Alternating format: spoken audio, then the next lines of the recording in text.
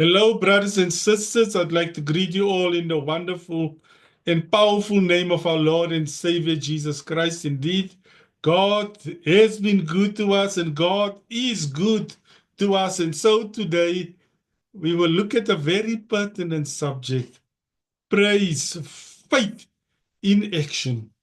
But before we go into our presentation for today, can we pray together? Our God and our Father, we thank you for a loving Father that is always with us, that is always near us. And so, Lord, today we invite your Spirit in our midst. We pray for each and every one that will listen to this message. We pray, Lord, that we may make our calling and election sure, and that we may have that relationship with you. Continue to lead us, continue to guide us. In Jesus' name we pray. Amen and amen.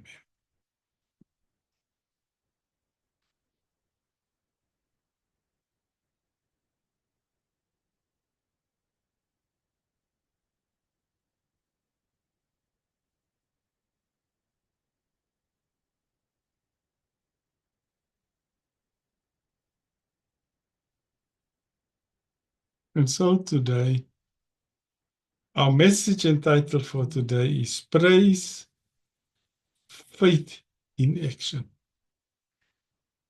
The last time we've looked at what is faith. And so today we are looking at praise, faith in action. If you have your Bibles with you, we can read with me together. Rejoice in the Lord always. And I say it again. Rejoice. Philippians 4, verses 4. And so praising God in the crucible is sometimes an act of faith, despite our feelings. Despite our feelings. When Paul encourages the Philippians to rejoice, he urges them to rejoice always. If we are to take this statement at face value, it must mean that we are called to rejoice at times that our feelings don't want to at all. And so Paul was writing to the church in Philippi. Paul was someone who managed to show his faith through praise to God in the crucible.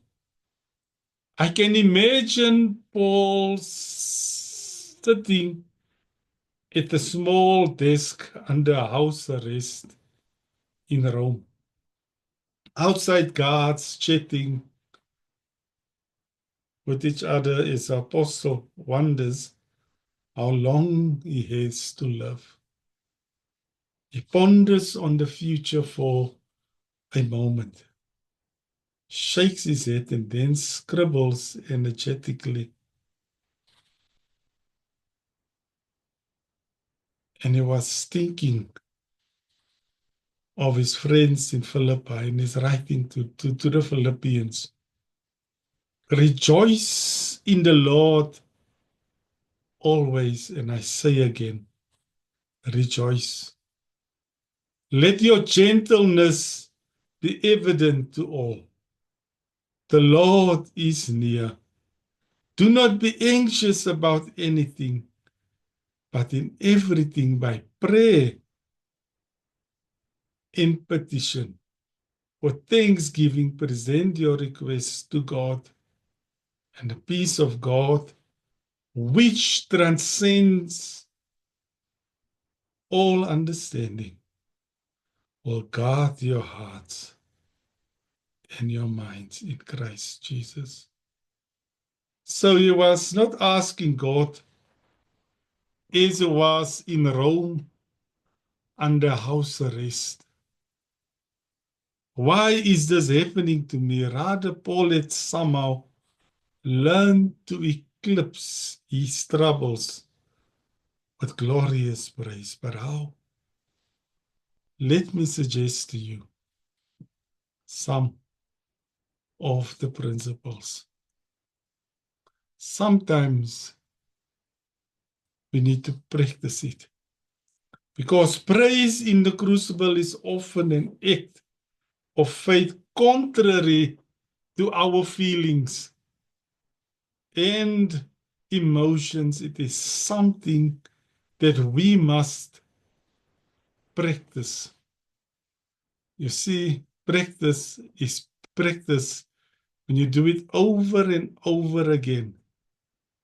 Do it again, Danny. Do it again, boy. Do it again, over and over again.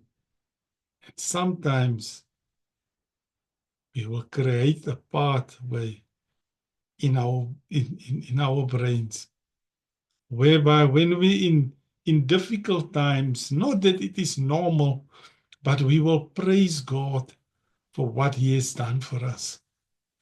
And so the great prolific writer, an American writer, Mark Twain, writes the following. He writes the following: getting rid of a bad habit that it cannot be tossed out the window.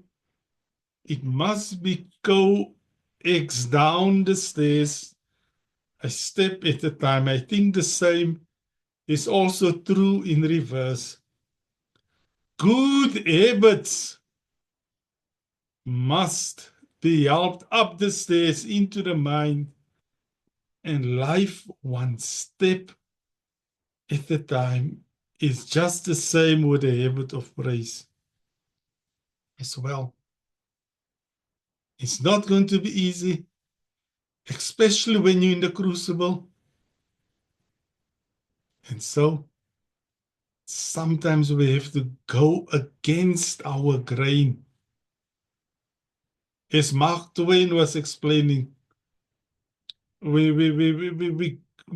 take it one step at a time. And as we take that step by faith, God will give us the ropes to handle it. And so it was also the great event, the great pastor, Charles Spurgeon, who lived in the 1800s as one of the greatest preachers of all time. His weekly sermons literally sold by the millions. Among his writings is a book called The Practice of Praise. How to develop the habit of abundant, continual praise in your daily life. There, he outlines steps to practice praise from Psalm 145, verse 7. And it reads as follows: they shall eagerly utter the memory of your abundant goodness, and shall shout joyfully of your righteousness. And so we will look at these 5 points, 4 reasons for God's goodness. You see, we should continually praise God because we cannot help it. For the truth of His goodness compels us to speak. You see, we should continually praise God as a witness to those who don't know Him. And so today, my brother and my sister, praise is not primarily a private matter, but demands that someone be listening, both God, to whom the praise is directed, and our neighbors who need to know that our God is real and that the Christian life is worth embracing. And so we should continually praise God to encourage our fellow believers. Often those who are struggling will feel that intensely alone and conclude that they have no way out of their predicament. We can strengthen them through our praise. We can strengthen them through our praise. And so we should continually, our fourth and last point, we should continually praise God to glorify Him, for He is indeed worthy and honor of our praise. You see, let us then educate our hearts and lips to speak the praise of God for His matchless love. Let us educate our souls to be hopeful and to abide in the light shining from the cross of Calvary. And so today, my brother and my sister, Paul summarizes our basis for praise. In spite of our surrounding crucibles, he writes the following. He writes the following. If God is then for us, who can be against us? He who did not spare his own son, but gave him up for all of us, how will he not also, along with him, graciously give us all things? And so, today, my brother and my sister, who shall separate us from the love of God? Shall it be trouble? Shall it be a hardship, or persecution, or famine, or nakedness, or danger, or sword? And so Paul ends this as he was writing to the church in Rome.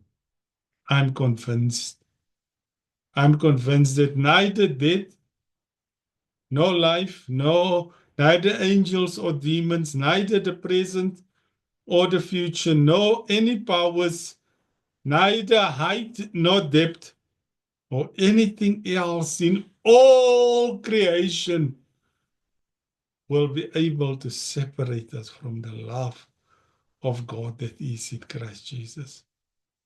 And so today, as we conclude our presentation for today, what better reason could you think of for a song? Amen and amen. Amen and amen. And so, today, let us consider the cross Christ has done for you and for me, so that we can have a life more abundantly. Let us pray together. Our God and our Father, we thank you for your word. Your word light up our lives. Your word gives us direction. And through your word, we find meaning of this life. We pray, Father God, that as we have learned today, praise, faith in action. We pray, Lord, that we may praise you despite the troubles that we are going through, despite the crucibles that we are facing. We pray for your intervention. We pray, Lord, that you will give us the strength to face these crucibles. It's not easy, but Lord, give us the strength and help us to practice it so that we can cultivate a life of praise and thanksgiving to you. In Jesus' name we pray. Amen and amen. And so today, as we've come to the end of our presentation, let us walk with him. Let us talk to him. Amen and amen. I hope to see you soon. God bless.